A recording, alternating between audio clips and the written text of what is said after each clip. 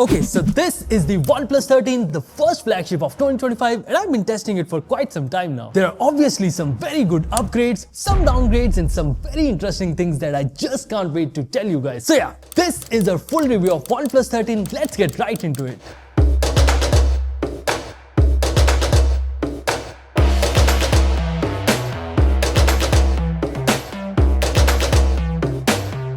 First of all, I really like the design changes that OnePlus has made in this phone. Honestly, I was never really a fan of this odd-shaped camera module, but OnePlus has finally changed it in this phone. It's like the camera module finally got its independence. The curved screen is now quad curved, which is definitely better than curved as it's more practical and it's not as basic as flat panel, which is best of both worlds. The phone is also slightly smaller, thinner and lighter compared to last year, and finally, there's now an option with vegan leather back, which is what we have with us. And the microfiber leather on this one actually feels very different compared to what we are used to on Moto phones. Now there's one more thing too, the in-hand feel. It's surprisingly good compared to OnePlus 12 or even the iQOO 13. The phone sits perfectly in your hands, and even though it weighs over 200 grams, it just feels very lightweight. And it's not just the looks. OnePlus has focused on the durability as well, because for the first time ever, OnePlus is offering a proper flagship grade IP rating on their flagship phone, which was never the case in the past. Other than that, there's Gorilla Glass 7 eye protection on the back, ceramic guard protection on the front, there's an IR blaster on the top, fast Type-C port on the bottom, and last time I checked, alert slider was still there, although it did gain some weight. Speaking of the weight, it's really hard to talk about the display without talking about the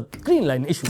Yes, both OnePlus and OnePlus users had a pretty rough year with a lot of devices getting green line issues, but now OnePlus is offering a lifetime warranty on green line issue, which is definitely a very good move and will protect the interest of millions of users who put their trust in the brand. Okay, so let's talk about the display now. It's a beautiful, nice and sharp 2K display that reaches 1600 nits in high brightness mode, which is good enough whether you're inside or out, but the best part is that this is a LTPO 4-point panel with 120Hz refresh rate. Now the latest LTPO 4.1 tech enables faster switching of refresh rates than the usual LTPO 4.0, which means that the phone will change the refresh rate faster depending on what's happening on the screen, and that will eventually result in much better battery life. There's also an ultrasonic fingerprint scanner this time instead of the optical one, and there's also a glove mode where you can use the phone even with your gloves on. Now this is very useful, especially during the winters. I also watched a couple of movies and the entire season 2 of Squid Games on this phone, and it was a fantastic experience. There's Dolby Vision and HDR10 Plus support on all major apps including Netflix, and the stereo speakers are also quite loud and crisp. Now, they're not as good as iQOO 13 and the separation is also not 50-50, but overall the movie watching experience is just top notch. Overall, it's a green light for display.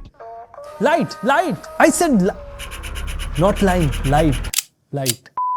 Other than the design and display, there's one more thing that impressed me the most, and that is the battery life. Yes, this phone packs a massive 6000 mAh silicon carbon battery without bulking up the phone. In fact, it's even lighter than the OnePlus 12. Now, whoever invented this new battery tech, you have definitely taken some anxiety out of our lives. Thank you. In my usage, which involved playing some games, clicking photos, using WhatsApp, and taking calls in between, I was getting around 8 to 9 hours easily with some batteries still left. And in PCMark battery life test, it got 20 hours 13 minutes, which is definitely very impressive. And when it comes to the charging, the 100-watt charger took the phone from 1 to 100% in just 36 minutes, which is quite fast, and the 50-watt wireless charger took the phone from 19 to 56% in 30 minutes, which is also not bad. See, the battery life on this phone is just insanely good. With a much bigger battery, new LTPO tech, and the power-efficient 3nm processor, you'll not be using your charger that often. I mean, you could have used it if it were a PD charger to charge your laptop or other devices, but sadly, it's not. In terms of performance, OnePlus flagships never had an issue, and this one is no different. With Snapdragon 8 Elite on board, 16GB LPDDR5X RAM, 512GB of UFS 4.0 storage, and slightly bigger cooling system, this phone was breezing through benchmarks, and I ran them multiple times just to be sure. Of course, the numbers are not as high as iQOO 13, but the stability in the 3D Mark wildlife and the solar bay test was much better compared to iQOO. The temperatures were also in control in all of these tests, so yeah,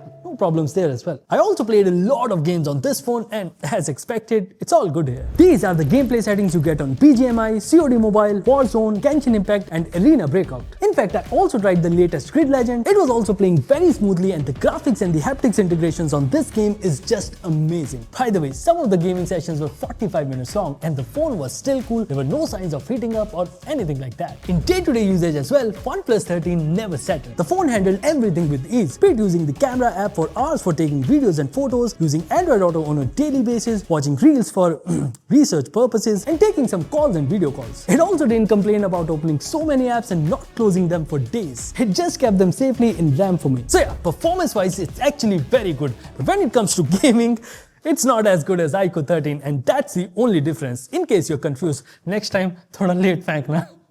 Apart from the flagship processor, there's one more thing that makes this phone so much fun to use and super smooth, and that is the software. Yes, OxygenOS 15 on OnePlus 13 is definitely a game changer. It's a major upgrade over the OxygenOS 15, and it makes the phone extremely smooth to use, and the animations are also very fluid. Honestly, you have to use it to feel it.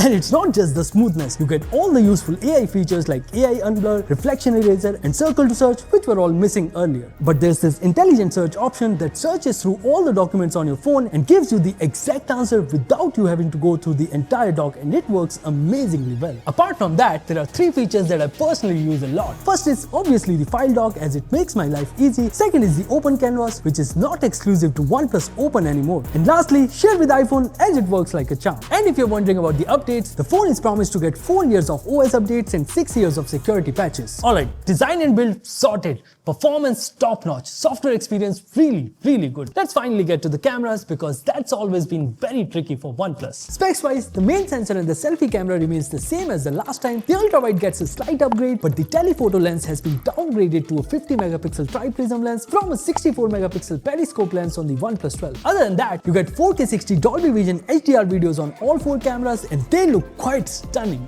as you can see. And it can even go up to 8K 30 for the main camera. Now, let me just take you through all the photos that I took. In daytime, the photos come out nice with good amount of details but with boosted colors. But yeah, that's just classic Hasselblad colors. And if you're wondering, the photos are not that different from OnePlus 12, only the ISP improvements are visible. The ultra-wide shots also come out very nice. The color tone is not exactly the same as the main sensor, but it's close, and the details are also preserved well. Overall, you get good shots from ultra-wide camera as well. The telephoto camera does hold very well when compared to iQOO 13 or even the Vivo X200, as OnePlus shots have good details and the colors are also very accurate. In nighttime also, the phone takes some very good photos with good amount of details and nice punchy colors. In fact, it's performing better than the iQOO 13, as you can see in this photo and also in this one. I also tried taking macro shots on this one, but I was a little disappointed because the new macro shot feature in the camera app uses the ultra-wide camera from 0.6x to 2x and main camera from 2x to 10x, which is sad because the 3x telephoto lens is not put to use even from 6x to 10x. Now, this is because with the new tri-prism lens, the phone has very minimal focal distance, so it can't even focus from the same distance as the OnePlus 12. So yeah, the macros are not that good on this phone. In portraits, OnePlus does take some very good photos, but the edge detection is not as good as Vivo X200. The skin tone is slightly reddish, while it's white here on both iQOO and Vivo,